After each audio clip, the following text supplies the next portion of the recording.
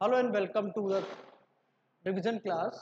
तो आज की क्लास में हम लोग डिस्कस करेंगे कि कुछ मोस्ट इम्पोर्टेंट क्वेश्चंस हैं चैप्टर 1 to 5, चैप्टर 1 2 3 4 एंड 5।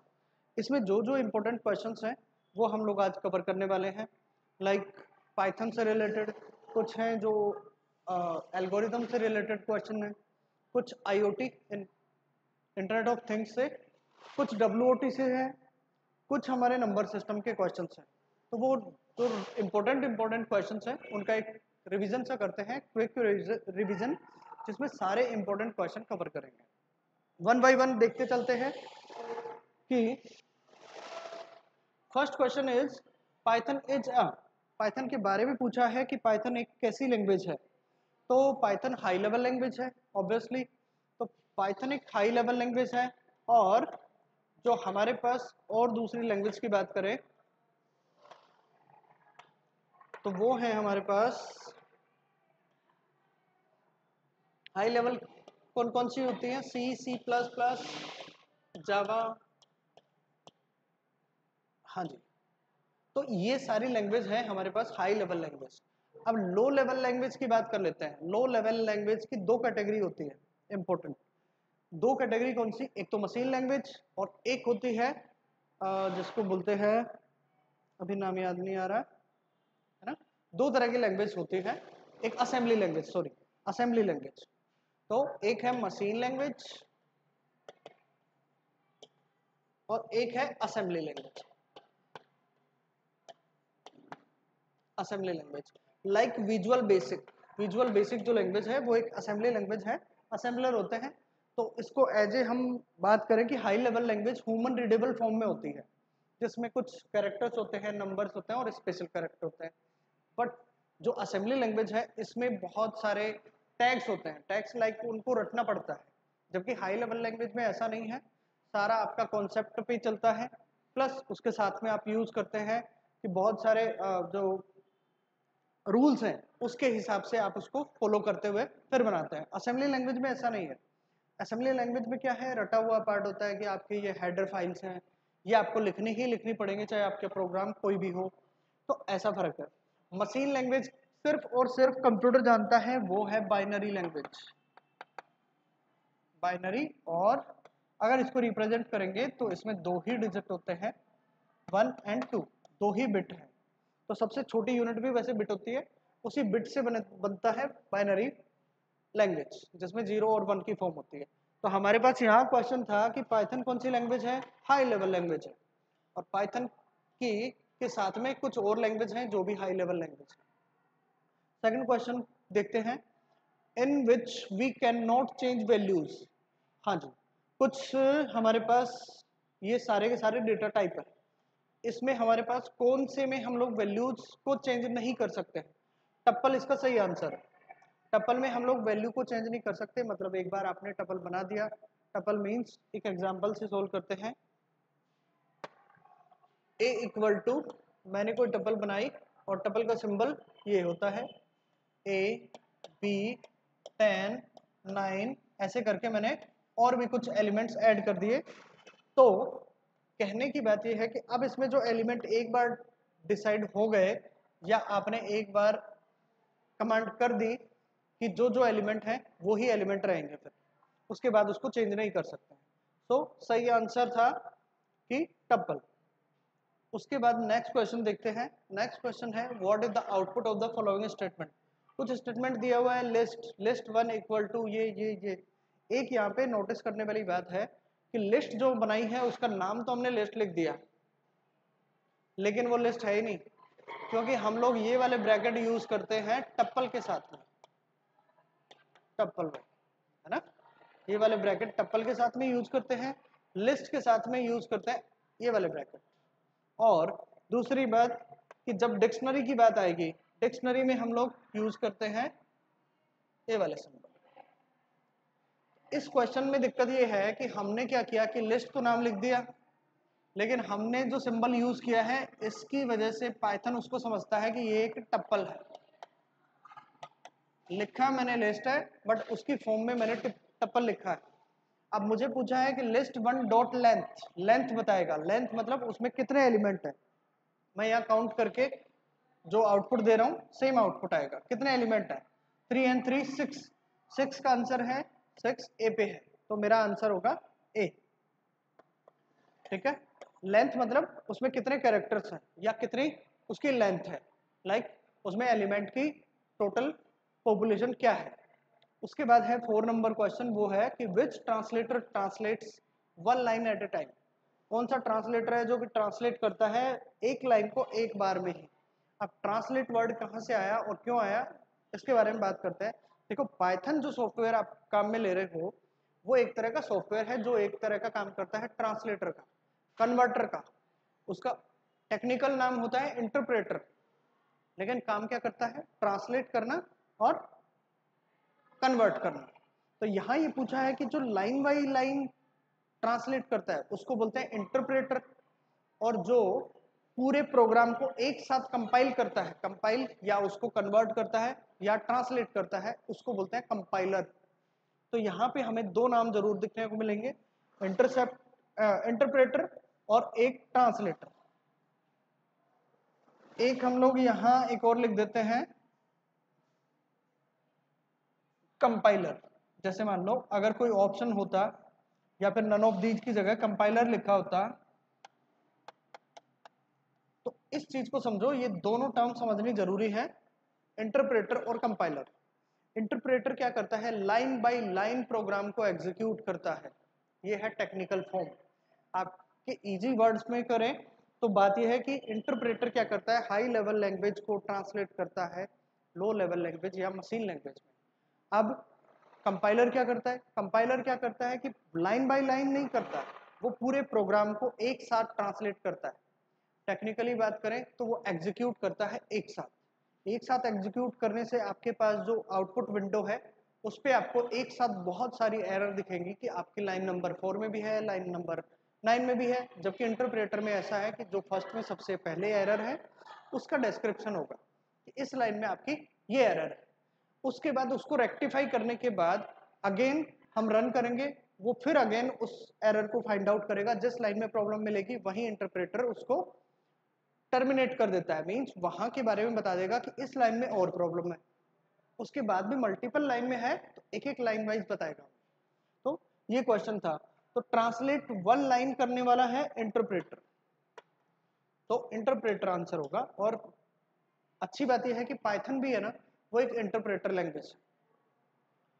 उसके अलावा next question, which of the following is way to represent an algorithm. Algorithm को रिप्रेजेंट करने का बेस्ट वे कौन सा है? बेस्ट नहीं, जो भी है वो एक ही वे है, एक ही वे है। कौन सा है? Flow chart. फ्लो चार्ट से ही हम लोग डिस्क्राइब करते हैं किसी भी एल्गोरिथम को। आपने देखा होगा ना, स्टार्ट या स्टॉप। मैं यहां बना के दिखाता हूं आपको, स्टार्ट या स्टॉप। उसके बाद हमारे पास जैसे कोई कंडीशन है, ठीक है, यस हुआ तो फिर ऐसा होना चाहिए, नो हुआ तो ऐसा होना चाहिए। ठीक है, आपने देखा होगा। ये एल्गोरिथम को जब हम लोग रिप्रेजेंट करते हैं तो ऐसा वाला जो डायग्राम आपने देखा है इसी को फ्लो चार्ट बोलते हैं। और ये फ्लो चार्ट के एलिमेंट है कौन कौन से? ये एरो, ये बॉक्स, ये वाला बॉक्स, ठीक है, ये अलग अलग बॉक्स है, ये सारा रिप्रेजेंट करने का है। ये हम लोग फ्लो चार्ट की हेल्प से ही रिप्रेजेंट करते हैं एक एल्गोरिथम को। उसके बाद है if the value of a equal to 20। ये इंपॉर्टेंट है क्योंकि a इक्वल टू 20, दोनों की वैल्यू देखना, b इक्वल टू भी 20 है, then a plus equal to b assign to a। देखो सॉरी, अगर मुझे a की वैल्यू 20 है, b की वैल्यू 20 है, यहां तक ठीक है, a प्लस b करवाता तो मेरे पास आंसर होता कि 40। यहां पे क्वेश्चन ये है कि a में ऐड करना है b की वैल्यू, तो अब a को कितनी वैल्यू असाइन होगी? ऑब्वियसली 40 होगी, क्योंकि a के पास ऑलरेडी 20 वैल्यू थी, अभी हमने a को असाइन कर दी b की वैल्यू भी, तो इसका आंसर है 40, और 40 है a पे। क्लियर है सब? उसके बाद देखते हैं नेक्स्ट क्वेश्चन। नेक्स्ट क्वेश्चन है right the output of the following code. कोई कोड है और ये जो मैंने ये जो ब्रैकेट में लिखा है ये मार्क्स है भाई, है ना। इसका इस क्वेश्चन से लेना देना नहीं है, ठीक है। हाँ, ये लो, इसको हटा देते हैं।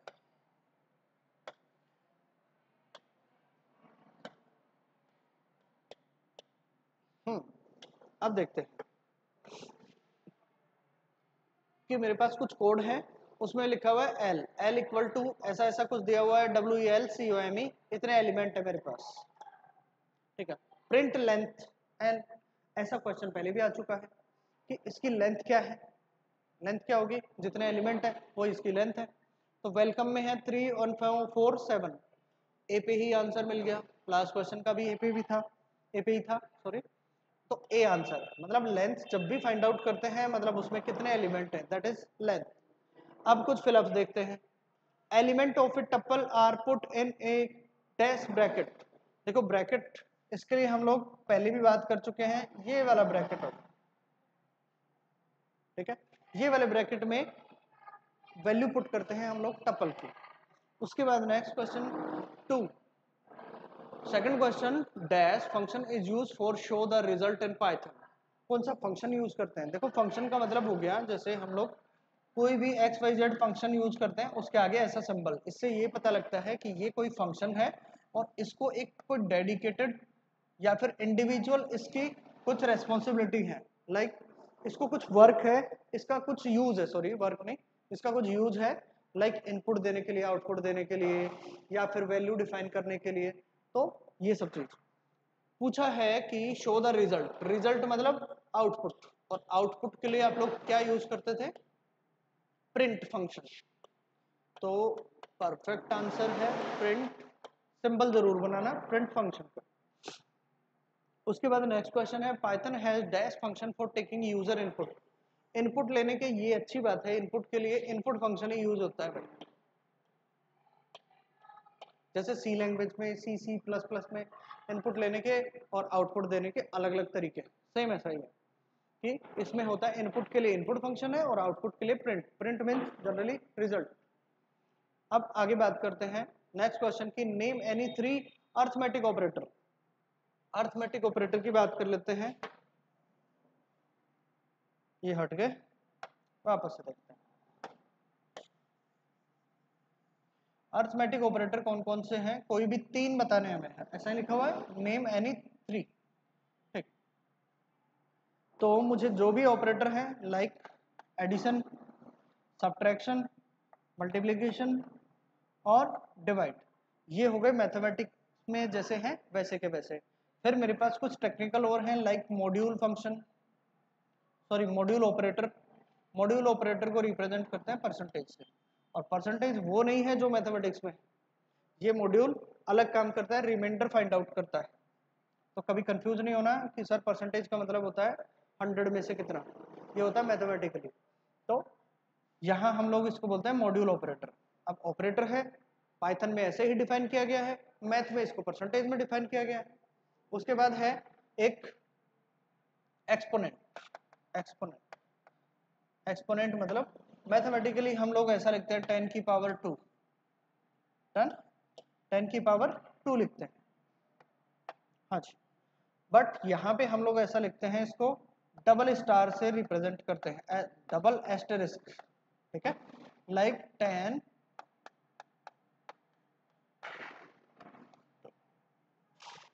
ये पाइथन में रिप्रेजेंट करते हैं 10 की पावर 2, और मैथमेटिक्स में हम लोग ऐसे रिप्रेजेंट करते हैं।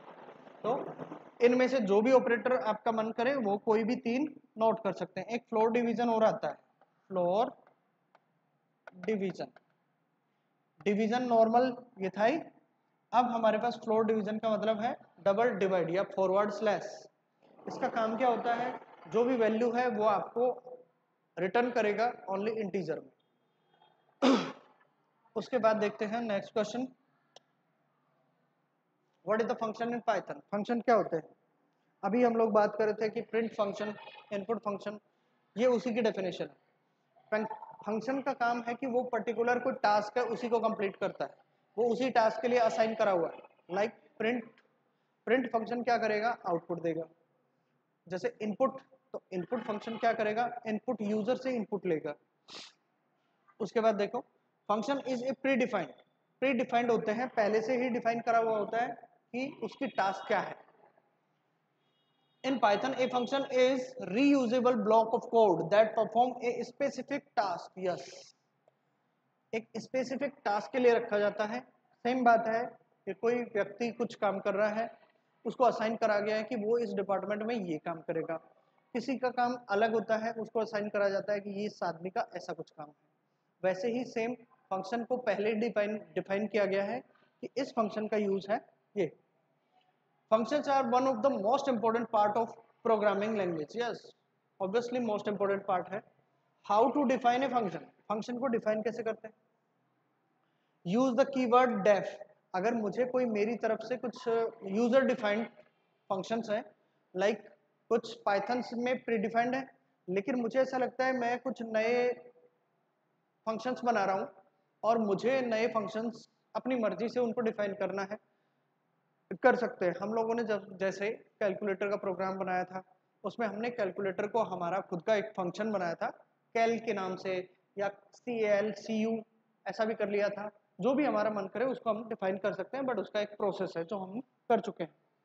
Use the keyword DEF। DEF keyword use करते हैं जब भी किसी को डिफाइन करना होता है, तो पाइथन में DEF वर्ड यूज कर रहे हैं। Specify the function name, specify करना होता है फंक्शन का नेम। डेफ मैंने किया था कैलकुलेटर के। इंक्लूड एनी पैरामीटर्स इन पैरेंथेसिस, पैरेंथेसिस में पैरामीटर्स सेट किए थे हमने, लाइक कैलकुलेटर। ठीक है, हाँ जी। तो कैलकुलेटर, और उसके बाद है थर्ड, जो फोर्थ पॉइंट है, include the code to be perform in the function body. Function body में उसको इंक्लूड करना है। इंक्लूड कैसे करना है कि क्या क्या हमें कैलकुलेशंस करवानी है। लाइक कैलकुलेटर में क्या करवाते हैं, जब एडिशन करवाना हो तो ए और बी के साथ में ऐसा होना चाहिए, और सब्ट्रैक्शन करना है तो ए और बी के बीच में ऐसे ऐसे प्रोसेस होनी चाहिए कि वो उसको माइनस करे और समथिंग, वो सारी चीज़ें। use the return statement to produce return statement produce the output, produce a result या output। ठीक है, उसके लिए फिर print फंक्शन यूज करते हैं कि हमें उसका आउटपुट क्या मिला, रिटर्न क्या मिला।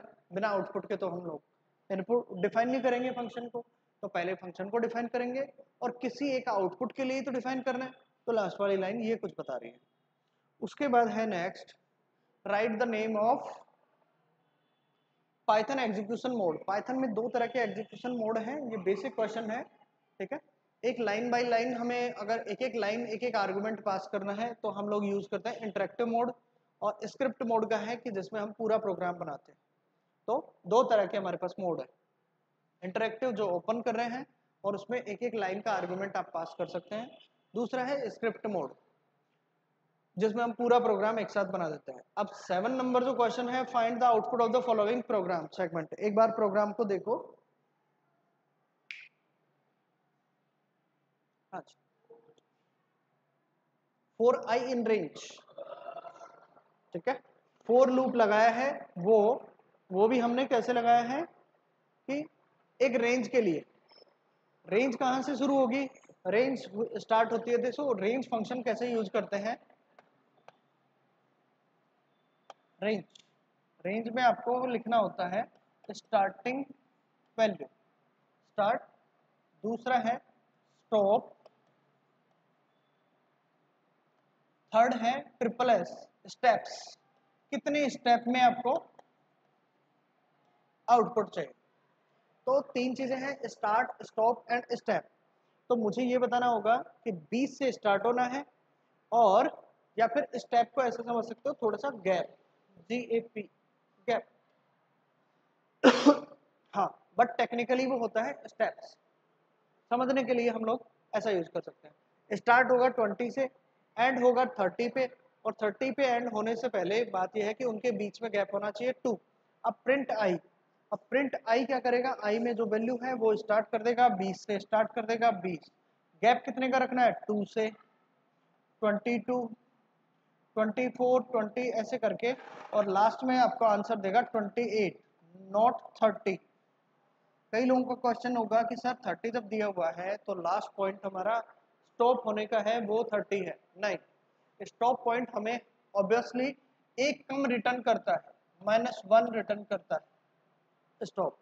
तो ये ध्यान रखने वाली चीज है, रेंज फंक्शन में जब भी स्टॉप डिफाइन करेंगे एक नंबर खुद से प्लस करेंगे तभी हमें रिटर्न करेगा वो एग्जैक्ट वैल्यू। क्लियर? नहीं तो अगर मैं यहाँ 31 लिखता, फॉर एग्जाम्पल इस 30 की जगह 31 लिख देता तो मेरा आंसर 30 भी आता। हाँ, ठीक है। इसके बाद है नेक्स्ट क्वेश्चन, वो है write a Python program to find the area of circle. तो सबसे पहले चीज ये है कि एरिया ऑफ सर्कल कैसे फाइंड आउट करते हैं, उसकी कैलकुलेशन हमें करनी है मेंटली। कि कैलकुलेशन मीन्स ये नहीं है कि हम वो सारी नंबर्स को काटापीटी कर रहे हैं, ये नहीं करना। ये करना ये है कि वो कैलकुलेशन कैसे करेगा उसको मैं कैसे समझाऊं कि पाई क्या होता है, आर क्या होता है, और अगर 2 पाई आर है, हालांकि हमारा क्वेश्चन अलग है, एरिया फाइंड आउट करना है, पाई आर स्क्वायर है।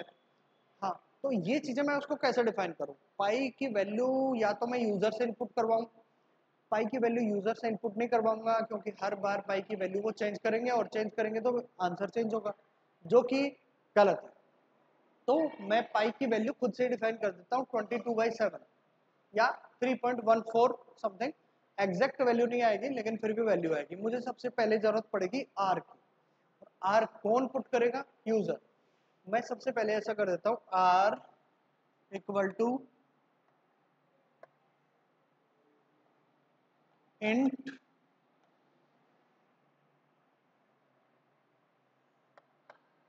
है ना,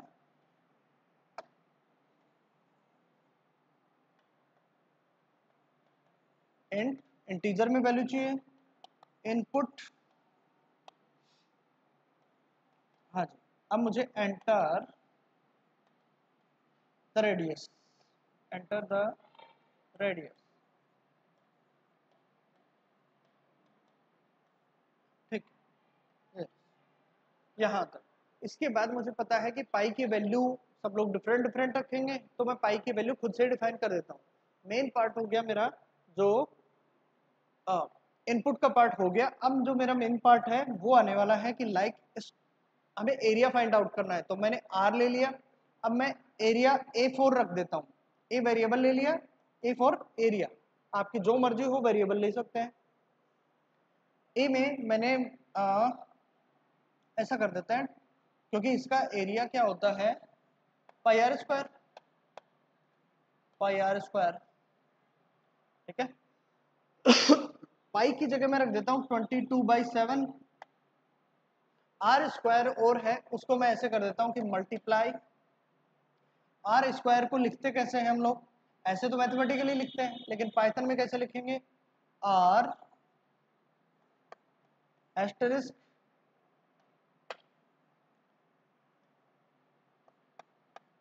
अगेन एस्टेरिस्क एंड आर, है ना, सॉरी सॉरी सॉरी, आर नहीं, पावर 2 करना है ना, हाँ 2, नहीं तो आर की पावर आर हो जाएगा। मीन्स ये है कि आर, जैसे किसी ने 7 रखी तो 7 की पावर 7 हो जाएगी, आंसर गलत हो जाएगा। आर की पावर 2 सेम ऐसा ही। अब इसके बाद मुझे करना ये है कि अब मुझे बस प्रिंट चाहिए, मुझे आउटपुट चाहिए। इनपुट मैंने दे दिया, प्रोसेस का पार्ट बता दिया, अब मेरा काम है प्रिंट करवाना, प्रिंट रिटर्न करवाना। प्रिंट क्या करना है, एरिया ऑफ सर्कल। ये एरिया ऑफ सर्कल मैंने आर्गुमेंट पास किया है, मुझे ये लाइन ऐसे के ऐसे आउटपुट में चाहिए, ये स्ट्रिंग है। फिर मुझे आंसर चाहिए किसका, ए का, ए का मुझे फाइनल आंसर चाहिए ये। अब मुझे इसका आउटपुट आउटपुट ऐसे मिलेगा कि सबसे पहली लाइन में होगा कि enter the radius, enter the radius, वहां पे मैं एंटर करूंगा। उसके बाद होगा कि प्रोसेस का पार्ट, और लास्ट लाइन जो आउटपुट है वो ये आएगा कि एरिया ऑफ सर्कल, ठीक है। और फिर ए की वैल्यू जो भी कैलकुलेशंस होगी वो खुद करेगा। उसके बाद नेक्स्ट क्वेश्चन है explain the debugging, explain different type of errors. Debugging का मतलब है किसी भी प्रोग्राम को रेक्टिफाई करना, उसमें जो एरर्स हैं या बग्स हैं उनको, उनका सॉल्यूशन निकालना। सॉल्यूशन मतलब रेक्टिफाई करना सिंपली। तो देखते हैं, debugging is the process of identifying and fixing errors also called bugs. Bugs को या फिर कोई आइडेंटिफाई करना किसी एरर को या फिक्स करना, वो होता है डीबगिंग।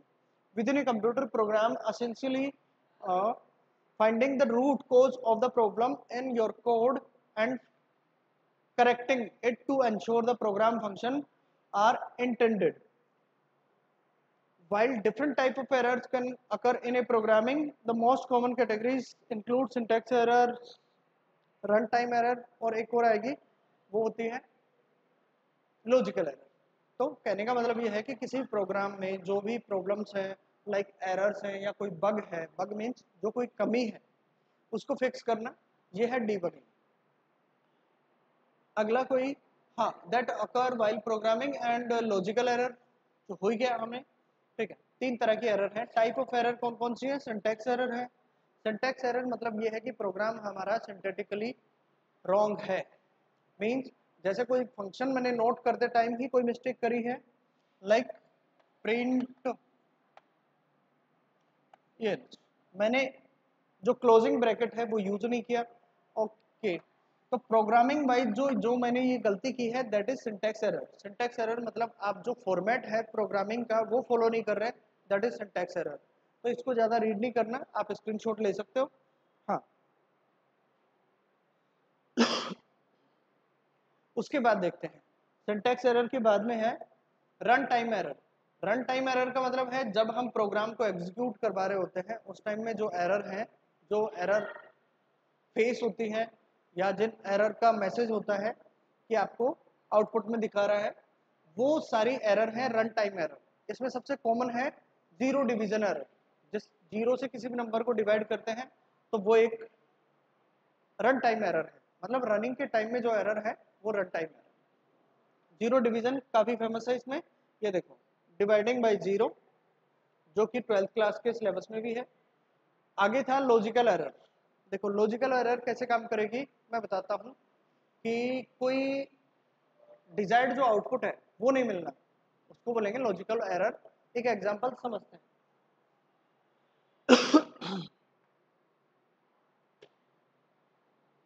है ना? हाँ जी, एग्जांपल लेते हैं कि देखो मैंने ना a plus B,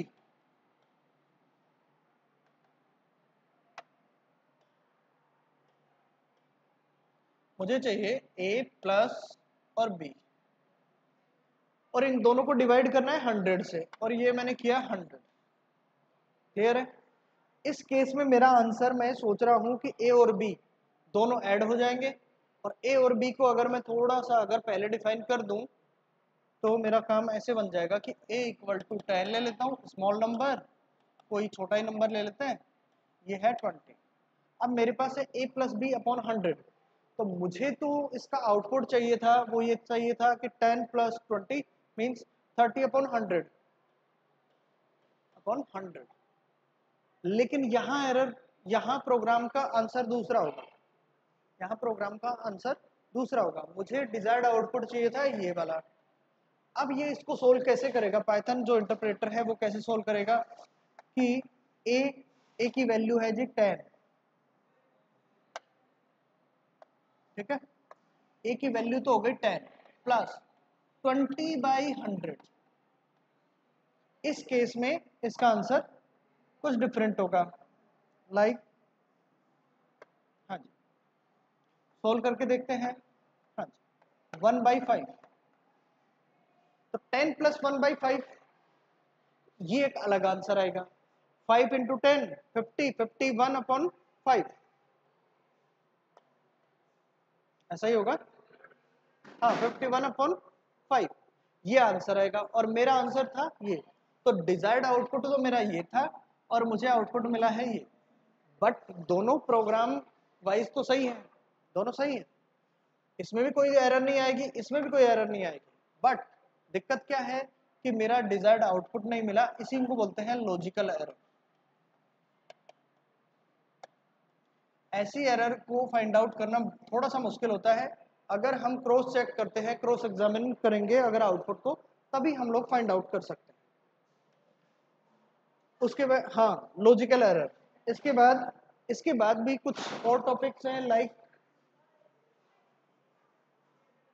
what is the difference and something, कुछ क्वेश्चन हैं proprietary software and freeware software, ये हम करेंगे कल, ठीक है, कल की क्लास में, मतलब नेक्स्ट क्लास में। इस क्लास में हमने जो किया कुछ क्वेश्चन आंसर थे, पाइथन से रिलेटेड ही क्वेश्चन थे, और बाकी जो चैप्टर 1 2 3 4 उनसे आने हैं वो नेक्स्ट स्लाइड में आएंगे, जो कि हम बाद में करने वाले हैं। इस वाले में हमने क्या क्या देख लिया, एक तो ये था कि पाइथन के बारे में कि कैसी लैंग्वेज है, कैसे कैसे फंक्शंस यूज होते हैं, फंक्शन को कैसे डिफाइन करते हैं, ठीक है। अब नेक्स्ट जो क्लास होगी उसमें हम लोग ये देखने वाले हैं कि ऑक्टल नंबर्स कैसे काम कर रहे हैं, ऑक्टल नंबर को किसी दूसरे नंबर में कैसे चेंज किया है हमने, ये सारी चीज़ें। Okay, thank you so much.